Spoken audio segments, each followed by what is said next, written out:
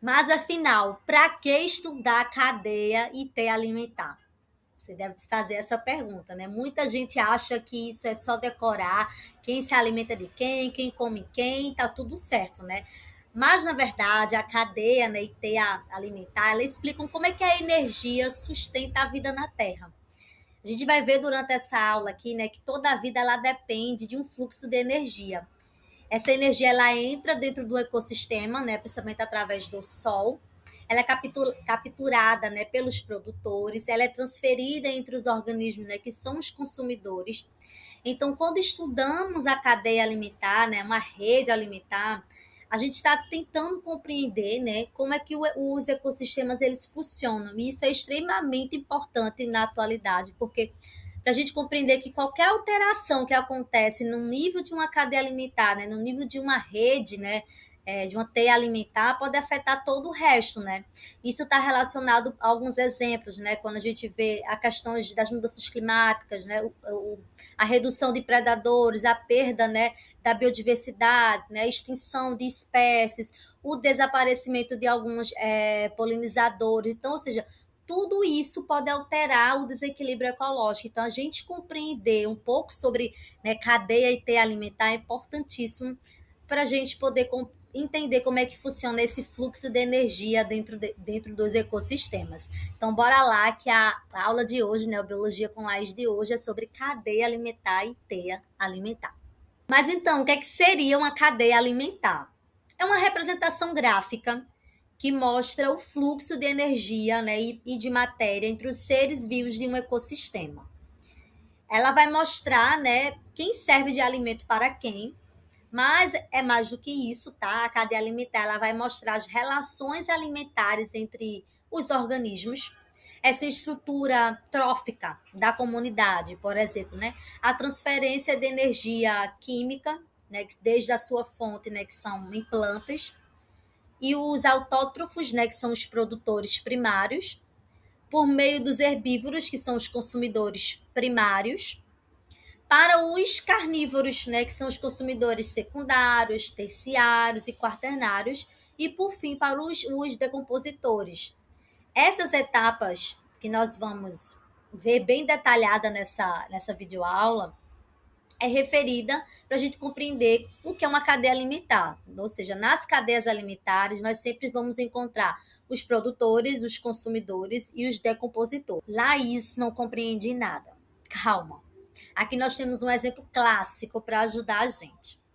Temos o Sol, e já sabemos que o Sol, né, fornece essa energia luminosa para as plantas, né, que transforma essa energia em uma forma de energia consumível. Nós temos os produtores, que na maior parte, né, das vezes são organismos que fazem fotossíntese, né, que transformam essa energia luminosa, que é proveniente do Sol, né, para as plantas, que transforma essa energia em uma forma de energia consumível, ou seja, em açúcar. O maior exemplo dos produtores são as plantas, mas também nós temos as algas, algumas bactérias, né, que transformam essa energia, né, energia luminosa ou energia química, em uma forma de energia que é consumível para outros seres vivos que não conseguem fazer isso, certo? Agora, existe outro processo que alguns produtores realizam, que não é a fotossíntese, é a quimiossíntese. Nesse caso, são algumas bactérias que conseguem realizar, né? Elas pegam a energia química, não é a energia luminosa, né? Como é no caso da fotossíntese, que quem realiza, né? Quem faz são as plantas. Mas no caso das bactérias, né, algumas bactérias, elas usam a energia química. E para produzir, né, a matéria orgânica, ou seja, para produzir o açúcar, que vai ali alimentar outros animais, ou seja, os consumidores. Mas voltando aqui para o nosso exemplo, né, nós temos um produtor que está sendo representado aqui por uma planta, né, que vai pegar essa energia luminosa, como já vimos, essa energia do sol e faz o processo bioquímico chamado de fotossíntese. Os produtores, né, são organismos, é muito importante a gente lembrar que os produtores são organismos que produzem seu próprio alimento, ou seja, são seres autótrofos. Ou seja, nem todos os organismos aqui nesse exemplo fazem isso. O gafanhoto, o sapo, a cobra, a ave, eles não conseguem utilizar essa energia luminosa, nem a energia química, para produzir seu próprio alimento. Então, elas têm que consumir de alguém que consegue fazer isso. Então, os produtores são esses organismos, esses seres autótrofos que conseguem produzir conseguem, né, produzir seu próprio alimento para que outros organismos, que são os consumidores, consigam se alimentar. Aqui a gente conseguimos compreender, né, que nessa estrutura da cadeia alimentar, que é uma representação gráfica, né, a gente está aqui mostrando para vocês um fluxo de energia, né, e matéria entre os seres vivos, né, dentro de um ecossistema. Então, dentro nessa imagem aqui, então a gente conseguimos já compreender que quem são os produtores, né, que são os organismos seres autótrofos, ou seja, organismos que produzem seu próprio alimento, e aqui eles são representados na base, né, como as plantas, algas e algumas bactérias, beleza? E nós temos também alguns outros animais representados aqui nessa cadeia alimentar. Temos o gafanhoto, o sapo, a cobra e a ave, que são os consumidores, né? Esses consumidores são organismos heterótrofos. Isto é, o que danado é isso? O que são organismos heterótrofos? São organismos que são incapazes de produzir no corpo o alimento orgânico, ou seja, a glicose, a partir de substâncias inorgânicas, tendo de obtê-los através da cadeia alimentar, né, por meio do predatismo, do parasitismo, comensalismo, mutualismo. Meu Deus, Lés, o que é isso? Calma. São algumas relações, né, ecológicas que nós vamos ver na próxima aula. Mas, como eu estava falando, né, existem organismos que não conseguem produzir seu próprio alimento, ou seja, sua matéria orgânica. E por isso que eles precisam consumir de um organismo que consegue, né, fazer isso, né, que tem essa capacidade. Os primeiros indivíduos que conseguem fazer isso, né, que conseguem se alimentar, são chamados de consumidores primários. Nesse exemplo daqui da imagem, são o gafanhoto. O gafanhoto aqui, ele é o nosso consumidor primário. É o primeiro a consumir do produtor. Lembrando que esses consumidores, eles não são mais autótrofos. Eles são seres heterótrofos. E geralmente esse consumidor primário, eles são seres vivos herbívoros, porque eles se alimentam de planta, né? Aqui no exemplo que a gente está seguindo. Então é bom a gente também se lembrar disso, né? Que geralmente esse consumidor primário, né, o primeiro organismo que vai se alimentar ali daquela planta, eles são seres herbívoros, né? Como é no caso aqui do nosso exemplo. E depois o indivíduo que consome o consumidor primário, né, ou seja, que consome o gafanhoto, vai ser o consumidor secundário, que geralmente ele é onívoro, né, que come planta ou come carne. E posteriormente, por exemplo, aqui, né, no nosso exemplo, nós temos o sapo e posteriormente nós temos, que está representando aqui, a cobra, que se alimenta de carne, que se alimenta do sapo, ou seja, ele é carnívoro. Aqui o sapo, ele é o consumidor secundário, que se alimenta do gafanhoto. A cobra, nesse exemplo, come o sapo, que é o consumidor terciário, e o gavião será o consumidor quaternário, e assim sucessivamente. Chega um momento em que os organismos vão morrer, né? Ou eles vão produzir resíduos, né, como fezes e urina. E nada disso simplesmente desaparece da natureza. Quem resolve isso, né, são os decompositores, são as bactérias, né, e os fungos. Esses organismos são heterotróficos, né, ou seja, eles não produzem seu próprio alimento, mas eles obtêm, né, a energia degradando matéria orgânica, né, degradando esses organismos que morreram, né, esses resíduos como fezes e urina, né. Então, tanto como eu falei, né, tanto dos organismos mortos, né, quanto dos seus restos, né, e excreções. O que eles fazem, o que esses decompositores fazem, né, eles quebrar, né, essa matéria orgânica que é complexa, né, em substâncias mais simples, transformando em compostos inorgânicos, como os sais minerais. E uma parte desses nutrientes, né, gerados pelos decompositores, né, eles utilizam, né, para a sua própria sobrevivência, e o restante é liberado no ambiente, né, principalmente no solo, né, onde pode ser reutilizado ali novamente pelos produtores, né, por exemplo, como as plantas, né, que vão utilizar novamente daqueles sais minerais, né.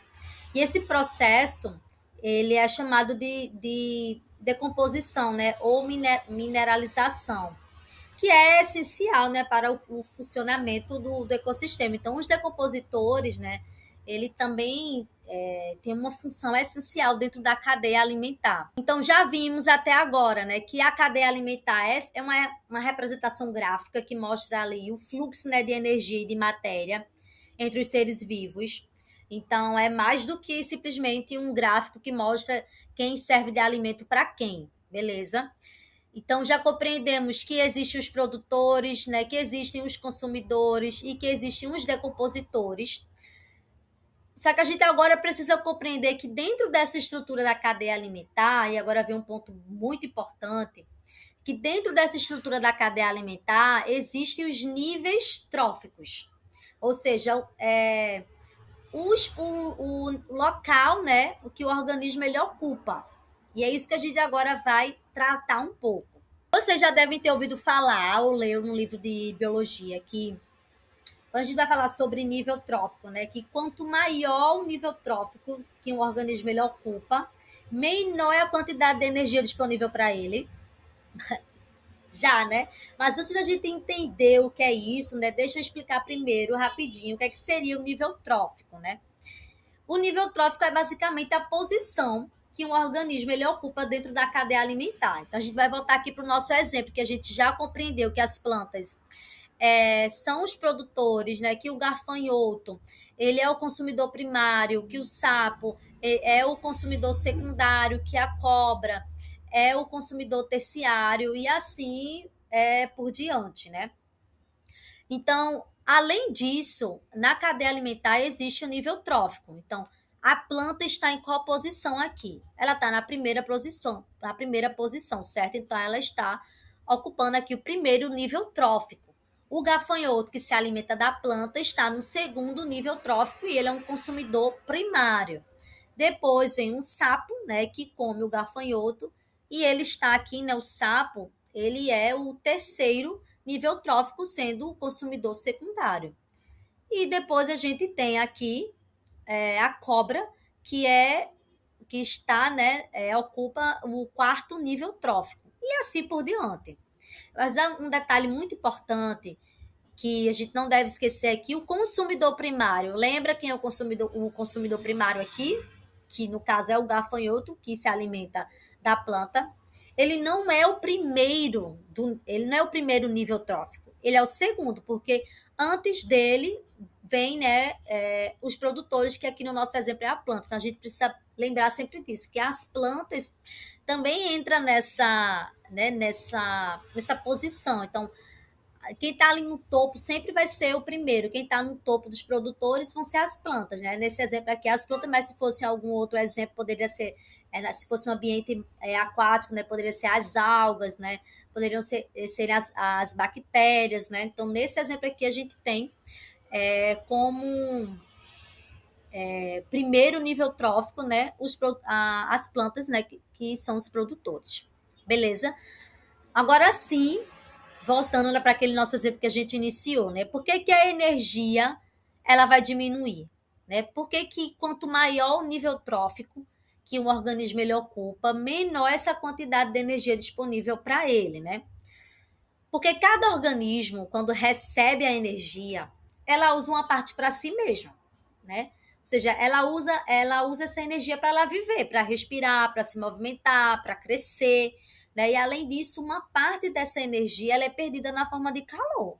Ou seja, nem toda a energia, né, nem toda essa energia passa para o próximo nível, né? Uma parte fica com ela, uma parte ela perde e uma parte passa sim para o próximo nível. E é por isso que cada nível trófico que a gente sobe, né, a quantidade de energia disponível, ela vai ficando menor. E isso limita também o tamanho das cadeias alimentares.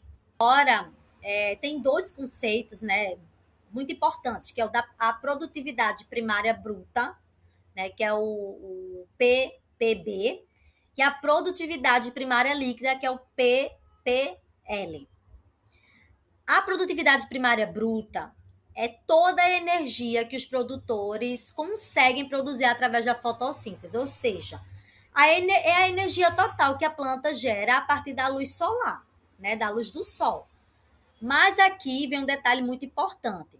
A planta ela não usa toda essa energia só para produzir energia para os outros, beleza?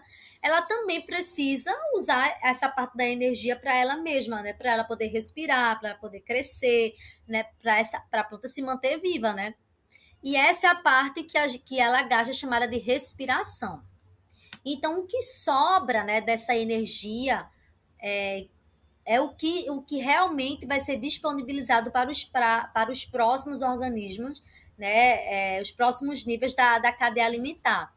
E isso é o que a gente chama de produtividade primária líquida. Então, resumindo assim de uma forma simples, porque é curto o tempo que a gente tem aqui nesse vídeo, mas para a gente tentar compreender a partir desse exemplo da planta, né, que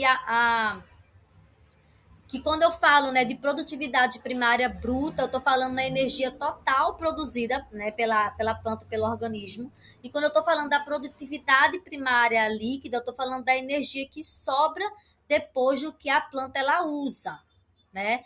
Então é o que a produtividade primária líquida é o que vai alimentar os consumidores ao longo da cadeia alimentar, né? Ou seja, e esse processo continua em todos os níveis, né? Cada organismo. Não é só o que acontece com as plantas, não, tá? Cada organismo usa uma parte da energia que recebe e, né, para suas atividades, né, para se desenvolver, né, para poder sobreviver. E uma parte dessa outra energia passa, né, apenas uma fração adiante. Então, por isso que a gente iniciou, né, quando a gente foi conversar, né, tratar sobre a questão de níveis tróficos, eu já iniciei trazendo essa questão de quanto maior o nível trófico que um organismo ele ocupa, menor é a quantidade de energia disponível para ele, porque os organismos eles vão gastando, né, essa energia em cada nível trófico, né? E o outro ponto também assim essencial é que a energia ela não é reciclada no ecossistema, tá? Diferente, por exemplo, da matéria que volta, né, para o solo com a ação ali dos decompositores, né, dos fungos, das bactérias. A energia, né, na cadeia alimentar, ela segue um fluxo unidirecional, tá? Ela só tem um sentido. Ela entra no sistema, né, principalmente ali pela luz solar, né, passa ali pelos produtores, né, passa pelos organismos, né, pelos consumidores e vai sendo dissipada como calor, né, ao longo dessa cadeia alimentar. Ela não volta para o produtor, tá? Ela vai sendo gastada, né? Ela não vai voltar para o produtor como acontece, por exemplo, diferente na matéria orgânica, né, que volta ali para o solo, né? Os decompositores estão sempre ali pegando, estão sempre reciclando aquela matéria orgânica, né? Ou seja, se a planta, um organismo morreu, os fungos e bactérias, né, vão estar ali decompondo aquele organismo e vai virar a matéria orgânica que vai ser utilizada, por exemplo, para os produtores, certo? Por isso que na cadeia alimentar depende constantemente de uma entrada de energia, né? Principalmente uma entrada do sol, né? Porque essa energia ela segue esse fluxo unidirecional, né? Ela não segue um fluxo que é como é o fluxo dos decompositores, beleza? Agora, vocês devem concordar comigo que a cadeia alimentar é uma forma simples de mostrar quem se alimenta de quem, né? Mas na natureza isso não acontece de uma forma tão linear, né? As relações alimentares dentro dos ecossistemas é bem mais complexa da gente compreender, né? Formando, na verdade, uma teia, né? Uma rede alimentar que é o conjunto, né, de várias cadeias interligadas, né? Então, quando a gente vê, por exemplo, aqui o exemplo, né, que tem um produtor, que tem um gafanhoto, o sapo, a cobra, né, e a ave aqui, o gavião, essa cadeia alimentar, ela é bem simples da gente poder compreender, né? Quando a gente fala de teia alimentar, a gente está falando que dentro, né, desse ecossistema, um organismo ele pode ocupar diferentes níveis tróficos. Aqui no exemplo da cadeia alimentar, a gente está falando que o gafanhoto come a planta, que o sapo come o gafanhoto, a cobra come o sapo e a ave come a cobra. Mas dentro de uma teia alimentar, aqui a ave, né, representando aqui a ave, ela teria vários outros organismos, vários caminhos, né, para ela poder se alimentar. Aqui não, que ela só tem um, que é a cobra. Então, a cadeia alimentar, ela é mais fácil da gente compreender. É por isso que a gente inicia primeiro com ela, né? Para a gente ter a magnitude do que é que seria essa teia alimentar, que é um conjunto de várias cadeias alimentares interligadas, né? Então, dentro dessa teia alimentar, dessa rede, a gente precisa compreender que um mesmo organismo ele pode ocupar diferentes níveis tróficos. Aqui no nosso exemplo da cadeia alimentar, a ave, né, ela ocupava só apenas um nível trófico, apenas um, né? E a gente vai agora observar em outros exemplos, né, em um outro exemplo que eu vou trazer, que o mesmo organismo ele pode ocupar vários níveis tróficos. Então, quando esse organismo, o que é que vai diferenciar a cadeia alimentar da teia alimentar? É isso. Quando só tem um organismo que ocupa um único nível trófico, é uma cadeia alimentar. Quando esse organismo ele ocupa diferentes níveis tróficos, eles têm vários organismos para ele se alimentar. Ele não tem a ave aqui, não tem só a cobra para se alimentar, a cobra não tem só o sapo não tem só o gafanhoto, mas ele tem vários outros organismos. Aí a gente está falando de uma teia alimentar. Vamos ver aqui, né, um exemplo para a gente compreender, né, melhor o que seria essa teia alimentar. Eu trouxe um exemplo pequeno também, mas para a gente poder compreender melhor o que é que seria essa teia alimentar, né, dentro de um ecossistema. Então, bora lá. Temos aqui árvore, né, largata, sapo, pássaro e a ave de rapina. Então, vamos focar aqui na ave de rapina, tá? Nós temos uma primeira situação, que é a árvore, largata, sapo e a ave de rapina. A árvore aqui é o produtor, né? Ela ocupa o primeiro nível trófico, que a gente já compreendeu quando a gente falou sobre cadeia alimentar, o que é que seria, né, nível trófico, esses níveis, né? Então, temos aqui a árvore que é produtora, né? Ocupa ali o primeiro nível trófico. A largata come a árvore, então ela é consumidora primária, né? E ela ocupa o segundo nível trófico. Nós temos o sapo, que come a largata, então ele é o consumidor secundário e ocupa o terceiro nível trófico. E a ave de rapina come o sapo, então ela é consumidora terciária, né, e ocupa o quarto nível trófico. Aqui, nessa primeira situação, a gente tem a ave de rapina num quarto nível trófico, ok? Vamos para uma segunda situação. Nós temos aqui a árvore, o pássaro e a ave de rapina, ou seja, a árvore continua sendo a produtora, ocupando ali o primeiro nível trófico. O pássaro se alimenta da árvore, então ela é consumidora, né?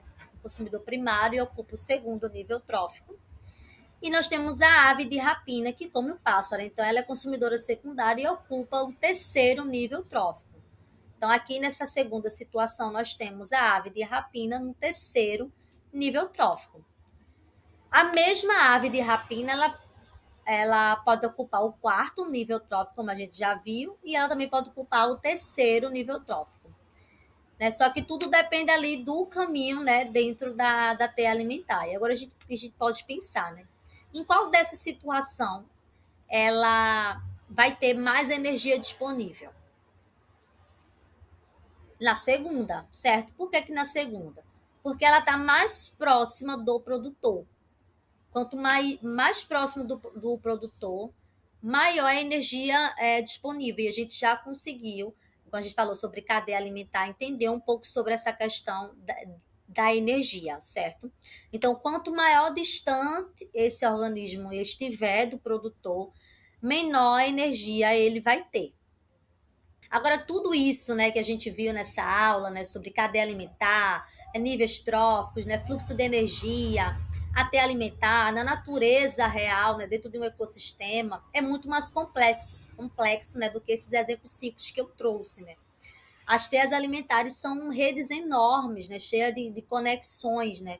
E é justamente por isso que elas são sensíveis às mudanças, né, às alterações, né? Ou seja, por exemplo, as mudanças climáticas, né, estão alterando temperatura, né, regime de chuva, né, disponibilidade de alimento, né? E isso afeta diretamente os organismos, tá? Um outro problema também, né, são as espécies exóticas, por exemplo, né, quando um organismo ele é introduzido em um ambiente onde ele não existia, né, ele não pode ter predadores naturais, isso acaba dominando, né, aquele ecossistema, ou seja, consumindo espécies locais e quebrando, né, esse desequilíbrio da teia alimentar. A perda da biodiversidade também, gente, quando uma espécie ela desaparece, né, ela não some sozinha, tá? Ela leva junto toda essa a relação que ela tinha dentro da teia alimentar, né? E os predadores eles perdem esse alimento, né? As presas elas podem aumentar, né? E todo um desequilíbrio, né? Ele pode todo um equilíbrio, né, do ecossistema ele pode ser afetado, ocasionando um desequilíbrio, né? E lembra, né, quando a gente falou sobre o fluxo de energia, né? Que a base, né, dessa teia, né, são os produtores. Se esses produtores eles forem afetados, né, por exemplo, um desmatamento, né, por esse regime, né, de mudanças climáticas, e é dali, né, são os produtores que vêm, dos produtores, né, que vem toda a energia que sustenta esse sistema. Então, é importantíssimo a gente compreender não só quem se alimenta de quem, mas compreender, né, a dinâmica que acontece em cada nível trófico, né? Que cada organismo ele é importante para esse fluxo de energia, né? Então, entender ter alimentar não é só conteúdo para prova, não, tá? É também entender esse equilíbrio do planeta, né? E entender que as ações humanas, como o desmatamento, as mudanças climáticas, né? As espécies exóticas, né? Pode desestabilizar todo esse sistema.